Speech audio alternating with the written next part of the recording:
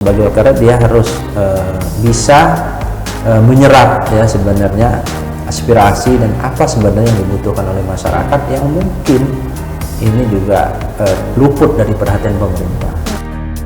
Di mix aja misalnya donasi misalnya katakanlah 50% misalnya kan atau 40%, kemudian prestasi 30%, afirmasi misalnya 30%. Karena kan banyak orang yang tidak bisa mendapatkan akses pendidikan sekolah swasta. Tapi sekarang justru berbalik, orang banyak mau masuk swasta. Loh, apa gunanya sekolah pemerintah kalau begitu? Mestinya sekolah pemerintah itu menurut saya adalah mestinya yang terbaik dong. Kalau komisi pendidikannya disuarakan terus-menerus, mau kok mereka itu. Karena ini juga toh juga sudah 5 tahun juga, hampir 6 tahun ya, 2017 kan sudah saatnya juga untuk disempurnakan untuk regulasi itu. Halo Tribuners, jumpa lagi bersama dengan saya Kustala Syaifah. Kita masih dalam tayangan podcast Tribun Lampung TV di Mata Lokal Memilih. Nah Tribuners, untuk tentunya Mata Lokal Memilih kali ini di segmen Bincang Politik saya tidak sendirian Tribuners. Rasanya wajah ini tidak asing lagi di Tribun Lampung ya. Langsung saja hari ini saya sudah hadir bersama saya di sini ada Bang Antoni Hasan. Selamat siang, Abang, apa kabar? Selamat siang, alhamdulillah. Sehat, baik. Sehat ya Bang, ya. Alhamdulillah. Gimana nih Bang, akhir-akhir ini kesibukannya lagi ngapain nih Bang? Ya banyak kesibukan, sosialisasi, bisnis, temu sama masyarakat. Jadi memang padat ya Bang ya? Nah, lumayan, lumayan. Nah memang dengar-dengarnya ini lagi mempersiapkan untuk pencalonan ya Bang ke legislatif ya? Ya, karena kemarin saya diemanakan oleh partai ya PKS dicalonkan kembali ke DPR RI Dapil 1 yang kalau dalam berita-berita kemarin itu sering disebutkan yang gagal untuk melenggang ke Senayan pada periode yang lalu. Ya nggak masalah. Nggak masalah ya Bang ya? Kali ini kembali berusaha lagi. Ya, karena kita kan ya insya Allah ya kita mau menjadi pejabat publik, anggota DPR, DPRD maupun misalnya eksekutif itu kan kita ingin melayani masyarakat. Nah, kalau misalnya itu belum dipercaya ya, kalau saya pribadi sih tidak kecewa dan tidak harus kecewa gitu kan, karena kan sebenarnya tidak mudah juga ya ketika kita ingin memegang amanah jabatan publik itu. Jadi begitu misalnya kita tidak dapat, ya mestinya ya tidak kecewa ya, artinya masyarakat belum ingin membebani kita mungkin ya kan.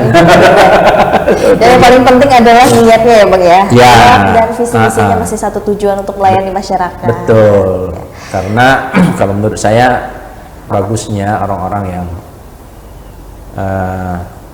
terjun ke politik itu adalah orang-orang yang sudah selesai sebenarnya dengan dirinya, kemudian dia mesti punya tujuan-tujuan ya atau gagasan-gagasan. Kalau di bahasa kita ini sering disebut visi misi, cuman kalau orang luar sebut manifesto, atau kira-kira yang nggak usah banyak-banyak, apa sih yang ingin diperjuangkan kan, apa yang ingin dibantu. Karena kadang-kadang kita melihat ya apalagi kalau legislatif ini memang agak kabur ya. Sebenarnya apa sih sebenarnya yang ingin diperjuangkan, seperti itu. Okay. Nah itulah ini. Memang lagi-lagi untuk memperjuangkan visi misi dan manifesting di masa depan itu ya Bang ya? Iya, karena misalnya kan kalau legislatif ini kan dia kan lebih kepada sebagaimana fungsinya yang diatur oleh undang-undang itu kan fungsi pembuatan undang-undang, regulasi. Ya, regulasi, kemudian fungsi pengawasan dan penganggaran. Nah, sebenarnya ini kan harus ada semacam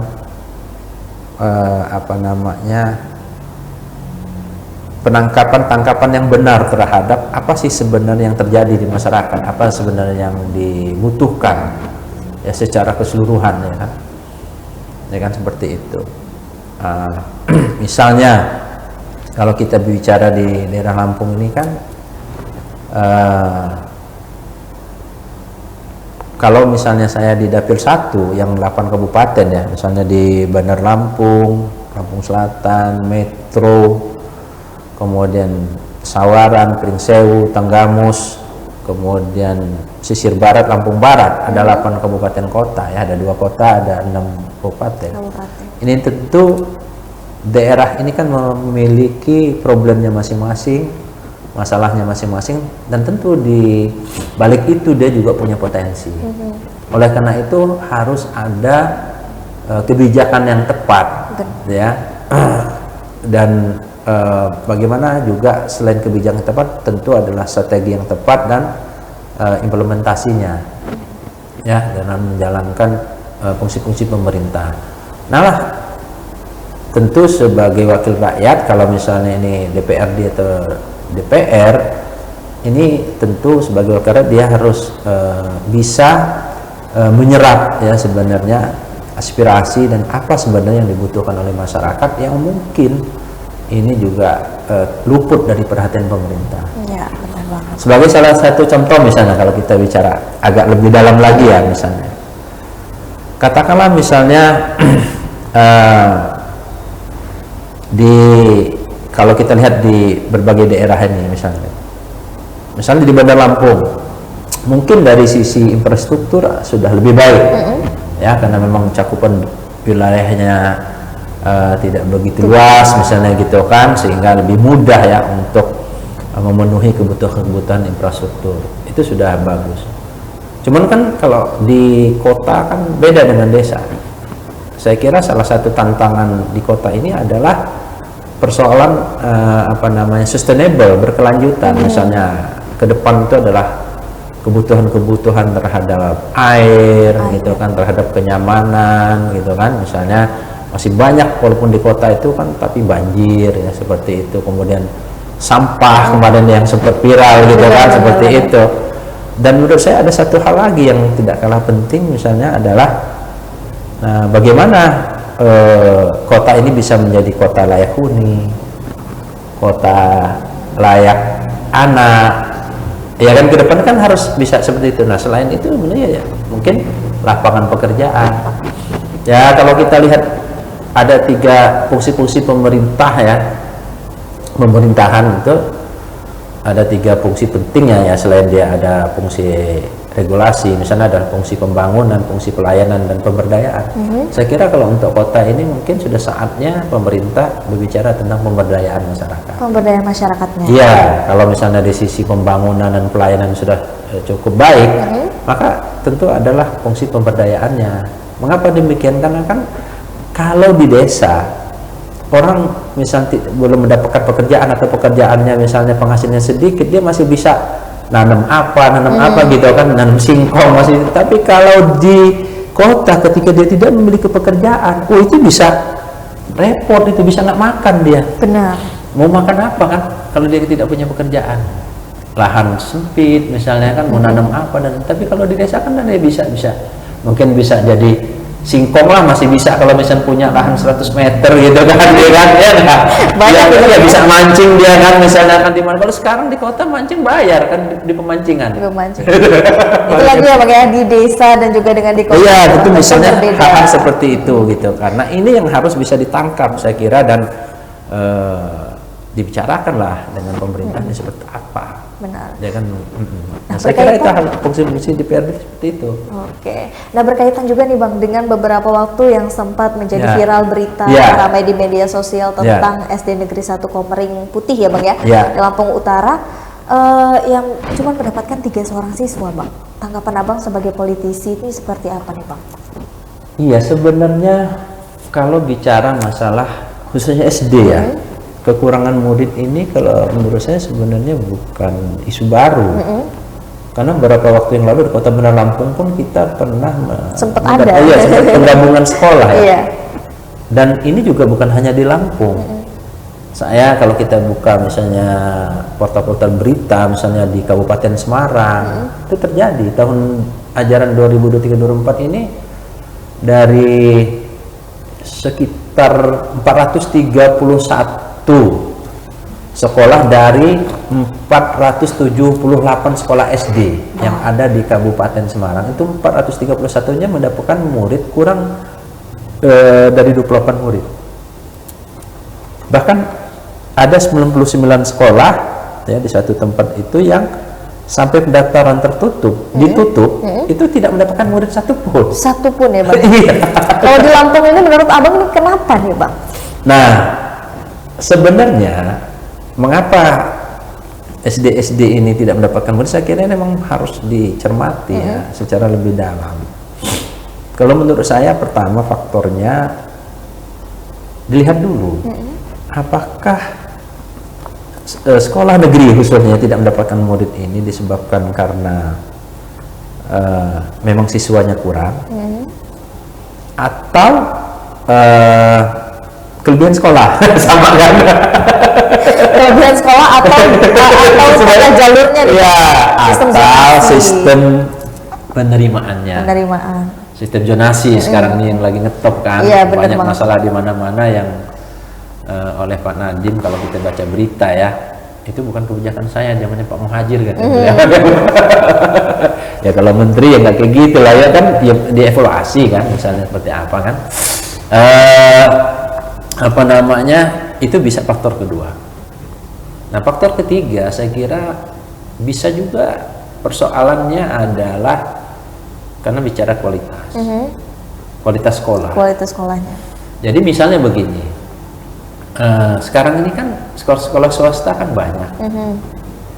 Nah, kadang-kadang kita juga mendengar sekolah swasta pasti menjerit juga, karena beda loh. Kalau sekolah negeri nggak dapat murid, gurunya masih bisa digaji oleh pemerintah. Tapi kalau sekolah swasta nggak dapat murid, gimana mau bayar honor gurunya gitu kan, sama yang ngelola sekolah kan? Tapi kebanyakan sekarang memang rata-rata sekolah negeri nih Bang. Nah iya, kenapa artinya kita ingin melihatnya dari sisi itu.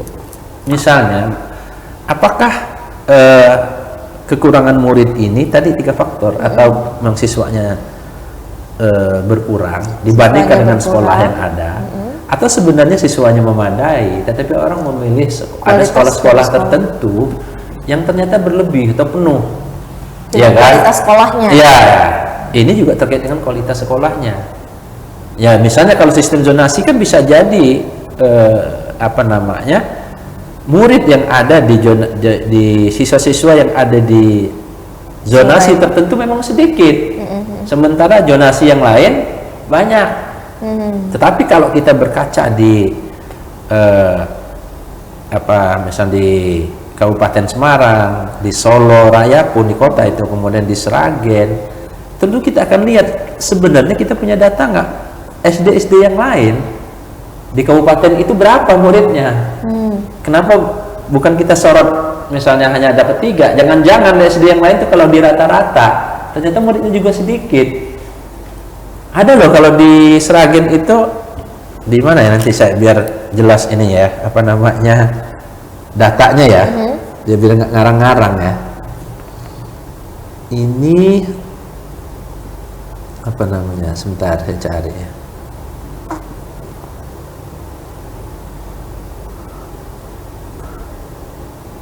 Berarti memang dari beberapa penyebab sekolah yang tidak mendapatkan siswa itu, menurut Bang Antoni Hasan tadi ada beberapa faktor ya Tribuners ya.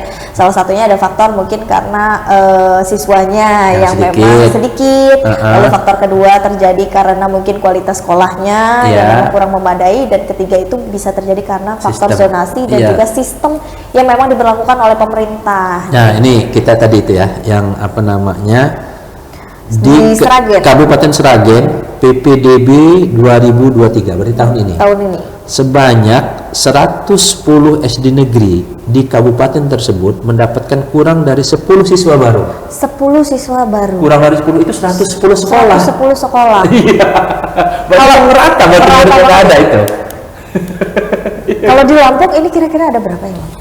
Nah, ini saya belum dapat datanya itu. Tapi memang yang sudah jelas kita tahu adalah di Komering Putih kemarin. Iya, betul. Hanya 3 siswa. Ya, kalau berdasarkan berita yang kita dapatkan, keterangan salah satu gurunya itu ada mungkin sebab satu sistem zonasi. Artinya, kalau saya perhatikan berarti zonasi kebenaran di dusun berapa zonasi 1, 2, 3, 4 dan sebagainya yang dekat sekolah itu memang mungkin penduduknya jarang. Penduduknya jarang dan mungkin yang masuk SD jarang gitu. Iya, sementara tempat lain mungkin banyak, tapi kan kita nggak ada datanya. Iya. Tapi menurut Abang sistem zonasi ini seperti apa sih, Bang? Ya kalau menurut saya kan sistem zonasi itu mestinya ya tujuan semula kan bagus ya, agar terjadi pemerataan jumlah murid di sekolah. Jadi jangan orang berbondong-bondong ke sekolah A sampai sekolah lain tidak dapat. Dan ini juga mendorong supaya terjadi pemerataan kualitas sekolah. Cuman kan tapi justru banyak pro dan kontra juga ini, Bang, ya? Ya, kan sudah pernah kita bahas ya sebenarnya dalam pemberitaan itu bahwa sistem zonasi ini menurut saya itu tidak tidak didahului dengan pemetaan. Maksud saya pemetaan ini sebenarnya apakah jumlah sekolah kita itu tempatnya, lokasinya itu merata, sehingga nanti menentukan zonasinya juga harus tepat. Harus tepat. Iya, karena kan misalnya gini, banyak sekolah-sekolah yang ada di pinggiran atau misalnya dia ada 2 kecamatan misalnya kan, ada 2 perbatasan 2 kecamatan, tetapi ternyata sekolahnya itu di pinggir kecamatannya itu yang perbatasan di kecamatannya ada 2 sekolah. Misalnya sekolahnya dekat nih, ini wilayahnya lah, tapi di ujung sini sama dekat gitu kan. Otomatis yang di ujung sana itu nggak dapet, sementara yang di ujung sini dapat semua murid-muridnya, ya kan? Karena kan belum tentu misalnya di satu kecamatan itu, misalnya kalau misalnya kasus misalnya SMA misalnya, tapi sekolahnya berada di tengah-tengah kecamatan itu, wilayah kecamatannya, iya kan? Iya, kalau dia misalnya di ujung sama di ujung dekat gitu kan, berarti kan, nah inilah kasus. Dan ada juga selain itu ada kecamatan juga emang belum ada sekolahnya, kayak kasus kemarin kan, ya kan akan selamanya daerah-daerah itu tidak akan bisa dapat sekolah negeri. Sekolah negeri ya. Iya, jadi itulah yang maksud saya tidak didahului oleh pemetaan. Pemetaan dulu jumlah sekolah seperti apa sehingga mereka menentukan zonasinya itu tepat. Ya kan seperti itu. Artinya tidak langsung mana yang paling dekat. Tapi menurut Abang efektif nggak sih sebenarnya sistem zonasi di desa-desa dan juga di kota bahkan ini, Bang? Kalau menurut saya itu perlu disempurnakan. Kalau dia tujuannya sudah bagus, tapi maksud saya jangan kita ubah, tetapi ternyata balik lagi ke semula. Jadi misalnya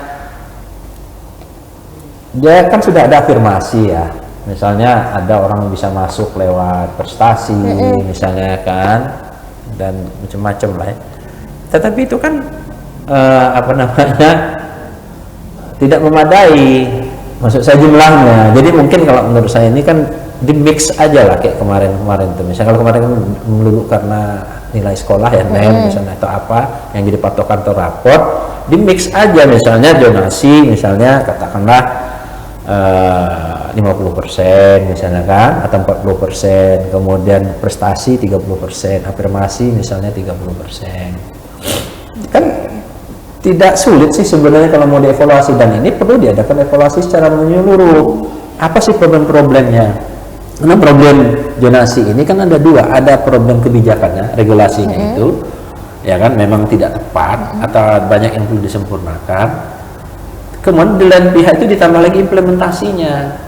Misalnya nih, ada permainan nggak kira-kira, ya kan, oleh panitia penerimaannya gitu kan misalnya. Oleh karena itu kan dibutuhkan misalnya transparansi gitu kan, misalnya ya diumumkanlah ini muridnya siapa, jaraknya berapa misalnya gitu kan, sehingga masyarakat itu bisa mengevaluasi dan memberikan masukan.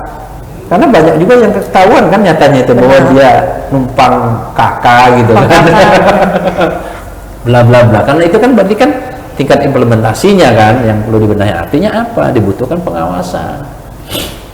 Artinya begitu musim PPDB ya saya kira silakanlah pengawas dari dinas itu misalnya kan turun langsung juga. Kemudian anggota dewan kita gitu kan.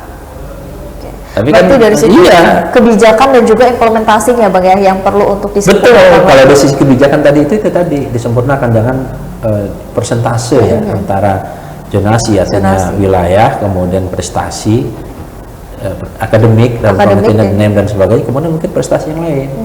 Ini di mix. Jadi dapat semua gitu Dapat ya, Bang, semua. ya? Karena kalau zonasi semua Iya. bisa ada permainan-permainan. Punya yang permainan kita- juga, kemudian tadi itu kan tidak merata atau belum meratanya sekolah kita gitu kan, dan seterusnya. Nah, yang Abang bilang tadi bahwasanya banyak juga kebanyakan sekolah, karena salah satunya kebanyakan sekolah atau sekolahnya yang mepet nih Bang. Ya. Nah, itu menurut Abang faktornya itu kenapa sih Bang? Karena banyak kan ada beberapa sekolah satu kecamatan bahkan ada 2 gitu. Ya, itulah kalau menurut saya memang kalau itu kan sudah sulit kita untuk mengubahnya. Mau pindah ke sekolahnya kan nggak gampang. Nggak mungkin dibongkar ya? Iya, tidak mungkin dibongkar kan. Jadi kalau hal-hal yang seperti itu, misalnya begini. Penggabungan sekolah itu mungkin juga bukan solusi. Harus dilihat. Maksudnya bukan satu-satunya solusi. Misalnya gini nih, Mbak. Memang sekolah itu dapat murid sedikit, tetapi dia memang di pinggiran betul. Misalnya daerah terpencil gitu kan. Nah, kalau misalnya ditutup kan akan mengorbankan orang lebih banyak dong, murid-murid lebih banyak.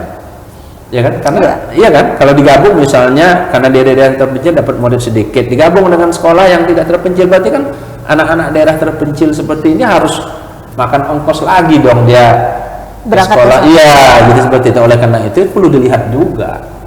Kalau penggabungan itu di daerah perkotaan mungkin tepat, langsung gabung-gabung aja kan tepat gitu kan. Tapi kalau daerah lihat dulu. Kalau misalnya digabung ternyata banyak murid yang terkorbankan lebih banyak gitu kan orang tua, ya jangan. Nah itu saya kira kalau bicara masalah kalau dia kelebihan jumlah sekolah. Nah, tapi kalau yang terjadi di SD Negeri 1 Komering Putih ini, kira-kira menurut Abang apa sih faktornya yang bisa menyebabkan? Karena di sini kita lihat sendiri sekolahnya agak berjauhan, gitu kan, Iya. ya, tidak berdekatan. Apakah karena kualitas sekolahnya? Nah. Apa karena yang lagi-lagi Abang bilang tadi mungkin dari siswanya yang kurang? Ya, kalau untuk Komering Putih saya kira saya nggak bisa jawab ya karena saya belum perdalam. Cuman kalau berdasarkan berita, keterangan salah satu gurunya adalah karena zonasi yang tidak Zonasi tepat. yang tidak tepat. Artinya zonasi itu jangan dibuatnya adalah langsung yang paling dekat. Iya kan? Kan bisa juga mereka kan bisa petakan dong anak usia sekolah seperti apa, ya kan? Diteliti sedikit lah, jadi agak lebih kerja keras sedikit lah. Jadi sehingga kita sudah tahu misalnya jumlah penduduknya sedikit di situ, zonasinya sekitar itu aja, ya mungkin bisa diperlebar.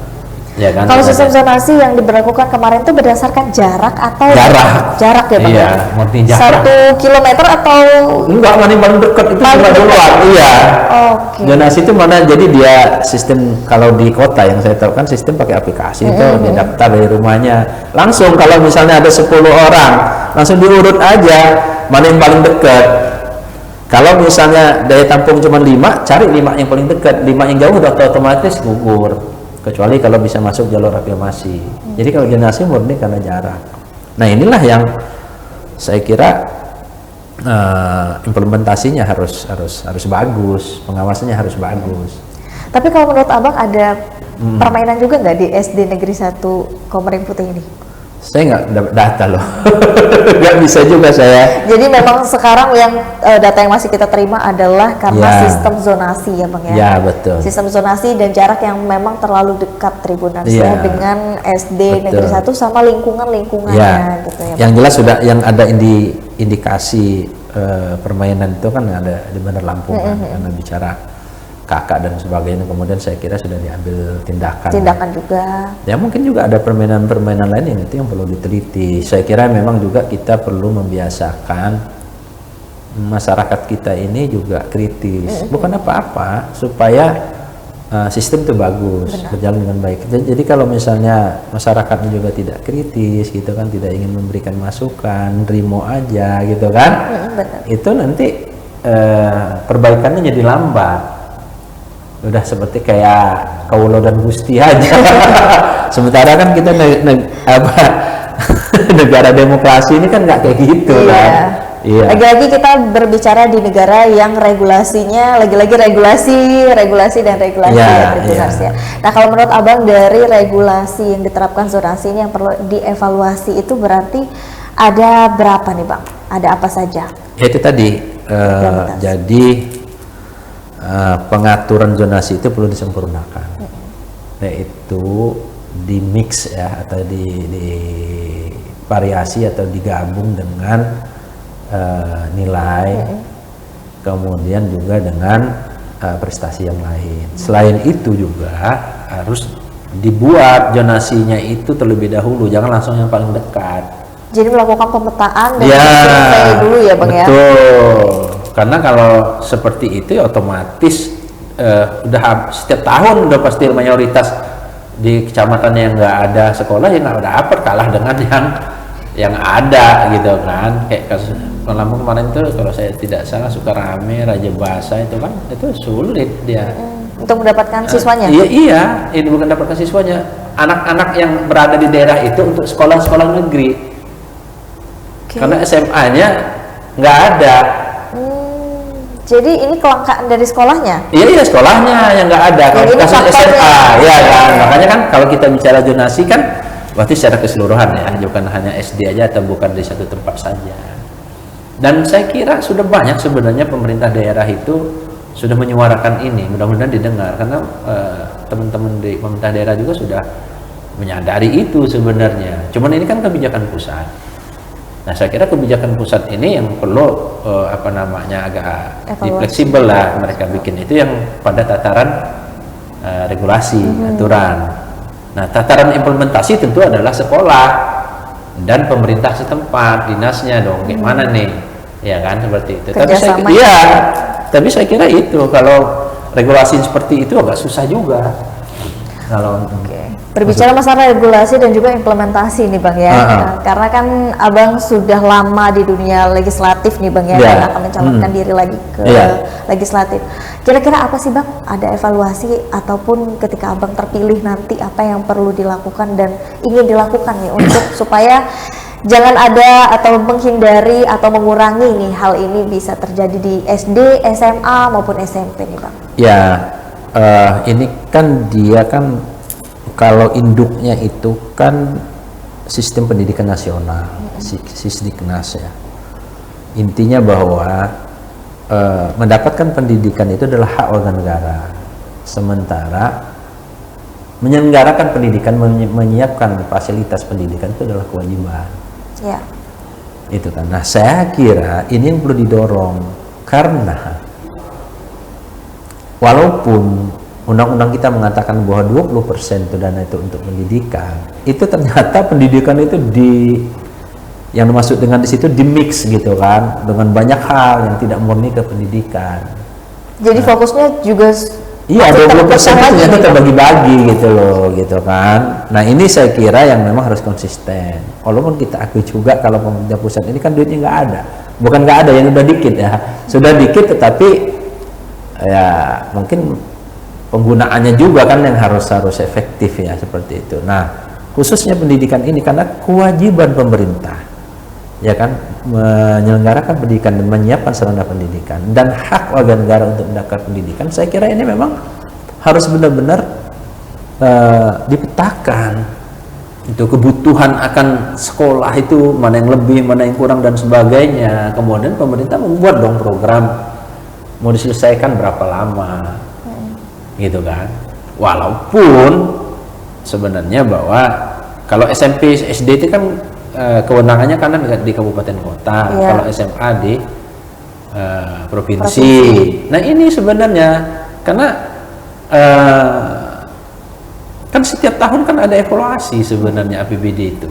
Jadi penganggaran itu Mbak itu adalah sebelum itu disahkan itu kan ada musrenbang dulu dan sebagainya gitu kan. Kemudian juga ada evaluasi juga dari pemerintah setingkat di atasnya. Misalnya kalau anggaran APBD, RAPBD kabupaten kota itu kan sama-sama dievaluasi kan, dilihat oleh pemerintah provinsi. Yang semula itu lebih ditekankan dari sisi keuangannya saja. Padahal sebenarnya bagusnya evaluasi APBD itu ya kan, RAPBD ketika ada evaluasi dari pemerintah setingkat di atasnya itu mestinya harus diikutkan juga oleh bepedanya, gitu kan, misalnya Badan Perencanaan Pembangunan daerahnya kan, misalnya, sehingga matching gitu loh, apa yang menjadi problem dengan apa yang rencanakan, diprogramkan. Ini kan kadang-kadang kan kita bertemu ada saja yang problemnya apa, programnya apa, gitu kan. Nah, kalau misalnya kaitannya dengan sekolah ini, pendidikan ini, saya kira salah satunya adalah sarana dan prasarana sekolah itu kan dipetakan dulu.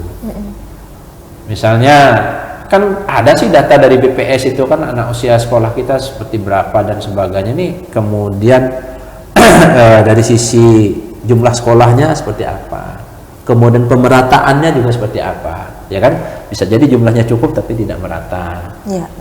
Nah ini kan tidak sulit sebenarnya, ya kan, Dinas Pendidikan itu memetakan itu. Kemudian zonasi ini kan berlaku dari 2017 kalau saya tidak salah, kan sudah lumayan lama kan. Apa sih selama ini yang menjadi problemnya?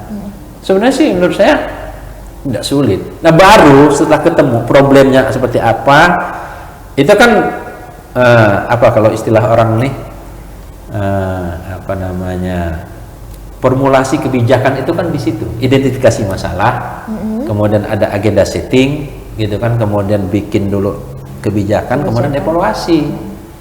Jadi kadang-kadang kan kita ini sudah bikin kebijakan tetapi tidak berdasarkan identifikasi masalah, nggak ada agenda settingnya seperti apa, gitu kan. Nah, saya kira ini bisa dilakukan.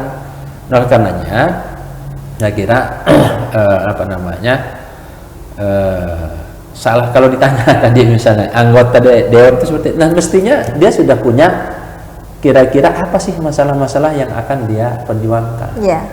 Sebenarnya ada nggak sih perannya gitu? Iya, saya kira seperti itu. Karena dia kan peran sebagai wakil rakyat itu kan dia mesti bisa menyerap aspirasi, kemudian bisa istilah orang itu mengartikulasikan persoalan yang ada itu diserap. Kan banyak nih masalah. Iya. Kan nggak mungkin juga mau selesaikan semua, ya kan? Nah ini dipilah-pilah, mana yang penting nggak penting, mana yang harus didahulukan, mana yang harus dibelakangkan, mana yang menyangkut orang banyak, mana hanya menyangkut sekelompok orang, sekelompok orang saja. Ini kan bisa apa namanya, dipetakan. Nah itu yang dikatakan diartikulasikan, kemudian baru nanti dibikin formulasi kebijakannya. Jadi sebenarnya saya juga ingin ya sebenarnya mengajak teman-teman, semua yang ingin menjadi apa namanya wakil rakyat harus menyadari ini. Jangan berlomba-lomba pasang banner aja gitu, kira-kira apa gitu loh, supaya ada manfaatnya, gitu kan. Jangan yang kita kebayang mau jadi anggota dewan itu pakai jengkolnya gitu kan, gajinya sekian. Saya kira ini juga sebuah amanah yang bagus ya. Nah yang penting kita mengerti apa yang akan kita perjuangkan, apa yang menjadi masalah dan apa yang akan kita perjuangkan, gitu kan. Nah ini sebenarnya kita mencalon, saya sebenarnya mengajak teman-teman itu seperti itu, supaya arti ya keberadaannya sebagai wakil rakyat itu menjadi lebih ada artinya lah. Ya, dan juga dirasakan manfaatnya. Ya, saya kan khawatir kalau apa kita jadi anggota dewan, kita merasa gagah-gagah, tapi setiap orang melihat kita dalam hatinya, ini orang gak ada gunanya, ngabisin duit aja kan sayang, kan kasihan loh kalau setiap orang melihat kita dengan pandangan benci, kemudian doa nggak bagus, kan bisa cilaka kan. Benar-benar. Iyalah. Nah itulah Mbak, jadi saya sebenarnya mengajak, coba kita bareng-bareng gitu, dan saya juga mengajak masyarakat, media, segala macam itu untuk begitu. Nah, jadi sehingga kita akan menghasilkan wakil-wakil kita itu yang bagus gitu, yang berkompetisi untuk apa namanya memperbaiki masyarakat seperti apa gitu. Kalau nggak ada gagasannya, ya kan, terus nanti dia mau ngapain? Kan kasihan. Ya saya terus terang aja, kalau saya melihat misalnya kalau ada pejabat pemerintah tuh dihujat-hujat oleh masyarakat, itu saya kasihan Mbak. Katanya anggota dewan mau jadi terhormat tapi jadi nggak terhormat kan. Kan saya sebenarnya kasihan loh, sangat kasihan gitu. Di lain pihak mungkin yang bersangkutan merasa wah gagah, di lain pihak orang merasa nggak ada gunanya. Nah akhirnya ujung-ujungnya nanti Karena nggak ada guna-gunanya, sekarang aja lah gunanya apa gitu. Mau ada gelas kayak, ada amplop kayak gitu kan. Yang paling penting adalah perannya ini ya Bang ya. Iya, kalau gitu rusak loh Mbak nanti kan. Gitu kan. Apalagi untuk permasalahan yang memang terjadi ya, baru-baru ini diberitakan masalah zonasi ini. Kita harapannya tidak hanya Dinas Pendidikan aja nih, tapi untuk semua stakeholder yang terkait ini bisa menangani dan sama-sama kita bisa mengatasi permasalahan ini. Kalaupun perlu dievaluasi seperti itu tadi Bang ya, evaluasinya, implementasinya ya Bang ya. Betul. Oke. Nah, kalau harapan Abang ke depannya untuk para pemerintah dan juga tentunya untuk orang tua ini seperti apa Bang untuk terkait masalah zonasi? Begini Mbak, kalau orang tua ini kan biasanya kan mereka itu bicara kualitas dan bicara biaya. Iya. Iya kan? Mesti kalau menurut saya, karena kita juga orang tua, saya juga orang tua. Kalau saya mampu, maka mungkin bicara biaya nomor 2, saya akan bicara kualitas.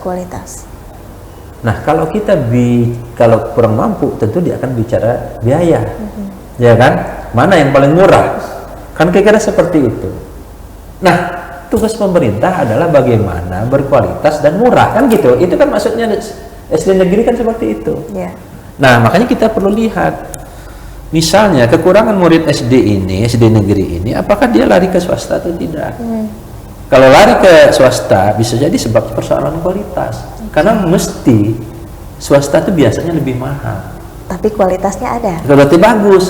Artinya gitu. Makanya saya belum tahu kasus di Kumarin Putih itu lari kemana nih muridnya? Iya, benar. Ya enggak? Kalau dia larinya ke swasta misalnya atau di tempat lain lah ya berarti itu bicara kualitas. Artinya kualitas sekolah itu perlu dipertanyakan. Dipertanyakan karena kenapa orang lebih mahal dia lebih memilih ke sana. Iya, beli ke sana kan gitu. Kan ini kan fenomena juga. Coba adanya SDIT segala macam sekarang kan itu kan tuh rame itu kan sekolah-sekolah seperti itu kan. Ya. Itu juga yang banyak kenapa sekarang lebih digemari sekolah swasta daripada sekolah negeri. Selain mungkin bicara zonasi. Kenapa? Kalau swasta kan nggak pakai zonasi dia Mbak. Iya. Iya kan? Pada ribet-ribet katanya gitu kan, zonasi terus saya nggak terima juga, dengan saya ke swasta aja sekalian misalnya. Nah ini perlu juga dicermati. Karena kan kita pingin juga semua stakeholder yang berperan dalam bidang pendidikan hidup lah. Misalnya swasta hidup, negeri hidup, makanya dicermati apa kurang murid. Kan tadi itu loh, apa bicara kualitas. Ya kan? Ya enggak? Kalau dia kurang murid, ya misalnya sekolah udah kebanyakan, ya kan ya izin-izin sekolahnya diberhentikan dong swasta itu kan, misalnya gitu loh. Iya kan? Karena kan pihak-pihak yang mendirikan sekolah swasta, saya kira motifnya tidak melulu bisnis. Kan mereka ingin membantu. Ya kan? Ya Mbak kan? Perguruan tinggi swasta ya kan, karena kan banyak orang yang tidak bisa mendapatkan akses pendidikan sekolah swasta. Tapi sekarang justru berbalik, orang banyak mau masuk ke swasta misalnya itu kan, berarti kan sudah ada kompetisi di situ gitu kan, sehingga akhirnya loh apa gunanya sekolah pemerintah kalau begitu? Mestinya sekolah pemerintah itu menurut saya adalah mestinya yang terbaik dong. Tapi kenapa justru sekolah-sekolah yang negeri, khususnya kayak SD negeri, lebih banyak yang nggak keterima muridnya gitu Bang daripada sekolah swasta? Salah satu faktornya kenapa lagi nih Bang ya? Ya itu masih karena zonasi ini juga atau dengan kualitasnya ya? Iya, antara dua itu. Memang bisa juga karena zonasinya, kalau asumsinya muridnya cukup, tapi ada sekolah negeri kurang, muridnya kalah dengan swasta. Kalau asumsi seperti itu ya, berarti hampir bisa dipastikan itu bicara kualitas. Gitu kan, bicara kualitas dan mungkin bicara jarak. Mungkin ya, misalnya ini mungkin kita belum tahu. Karena sekolah swasta biasanya biayanya lebih mahal dari negeri. Kenapa dia mau lebih mahal dibandingkan lebih murah? Mungkin dia mengejar kualitasnya. Itu lagi yang seperti Bang bilang tadi, orang tua ya. Iya, orang tua mesti seperti itu, dan tentu ini tantangan bagi sekolah negeri untuk memperbaiki kualitasnya. Jadi kalau saran saya itu misalnya salah satunya, kalau masalahnya itu adalah bicara kualitas, saran saya memang bagusnya sekolah-sekolah itu sudah bisa merumuskan apa sih yang menjadi kelebihan mereka. Kan kenapa orang-orang ini marak misalnya masuk ke sekolah-sekolah swasta, sekolah-sekolah terpadu misalnya, karena mereka melihat oke lah biaya keluar sedikit lebih banyak, tetapi mereka puas, senang karena anaknya lulus itu kompetensinya jelas.